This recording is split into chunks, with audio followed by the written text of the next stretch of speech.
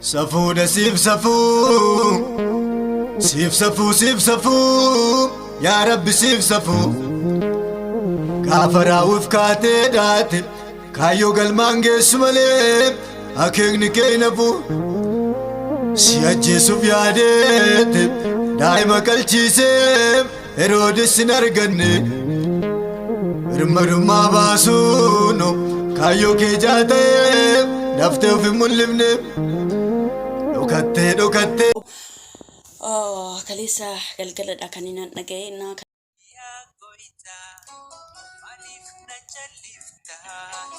Yooyyaa ashama akkam jirtu kabajamtootaaf hordoftoota qophii Oromiyaatu Yuunifoorm. Nagayaaf jaalalli tokkummaan bakka jirtan hundaatti hunda keessaniif yaa ta'u jechaa guyyaa har'aa kan isiniif qabaddeen dhiyaadhe seenaa addunyaalessaa yookiin immoo seenaa isin naaf ergitanii miti.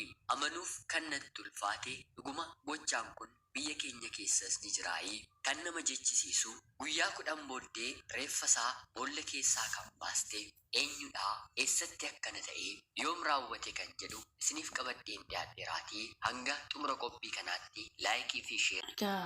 Ashama harka fuunii hordoftoota obsee Amboo jalatti warra argamtan akkam jirtu fayyaa keessanii. Ani nagaa kooti inni nagaa keenya baay'isee Kiristoosiif galanne haa ta'u.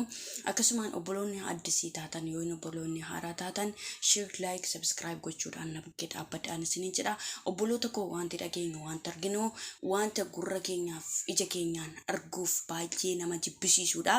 Gooftaan bara kana nurra haa dabarsu jecha mee obboloonni koo gaa'ila dhalootaatiif maal yaada qabdu? Yaa obboloota koo bakka jirtan hundumattuu amantii keessanii gaa'ila dhalootaa biyya keessaniif kadhannaa du'aa godhaan isiniin jedha. Wanti arginu wanti dhageenyu baay'ee waan nama jibbisiisudha. Gaa'ila dhalootaa gar kamitti akka deemaa jiru baay'ee waan nama sodaachisudha. Gooftaan bara kana mee nurra haa dabarsu jecha hundumtuu bakka jirtanitti amantii keessaniin kadhannaa Garena chagran saakana mandawulo salami ayወራ እህት አይደለችም እኮ የእናትም ልዩ ናት እኮ አካል እናት ነው ያደግነው ምንም ነው ያደግነው እሷ ናት ሰብሳቢያችን ናት የምትገለጽ ልጅ አይደለችም እኮ ከደግናት ሽቁጥቁጥ ለሁሉ ያያት ሁሉ የሚወዳት ናት እኮ ተኝታ አታድርም ስታርሰን እንኳን ሌሊት 2 ሰዓት እንኳን ብተኛ ነው ሌሊት አተኛም እኮ ይርባቸዋል ትላለች እህቶችን ትላለች እሷ እኮ ነው የነጠቀን እኮ ስልክ እንኳን ከሱ ጋር ሆና ከመሸ እንኳን አታወራ ስለሚያናድዳት ዘግታ ቢሮ ሆና ነው የምትደውልልን እኮ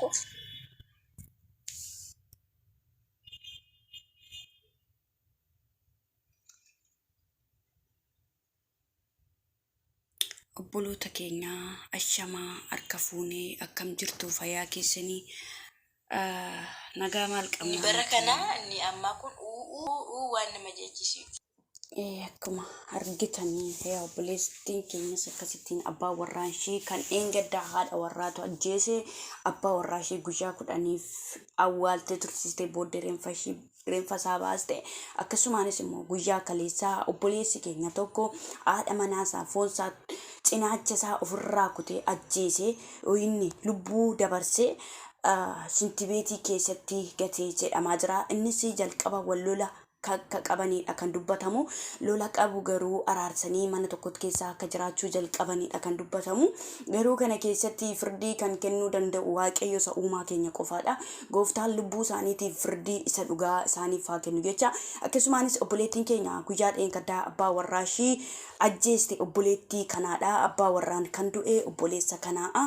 Gooftaan koo bakka isaan jiranitti lubbuu isaanii jannata haa galchu jenna. Harka hamootaatiin harka jallootaa harka gala jabeeyyiidhaan duutii itti faradame lubbuun isaanii gooftaa uumaa akkatti dhaloonni dagatee jiru gooftaan keenya nu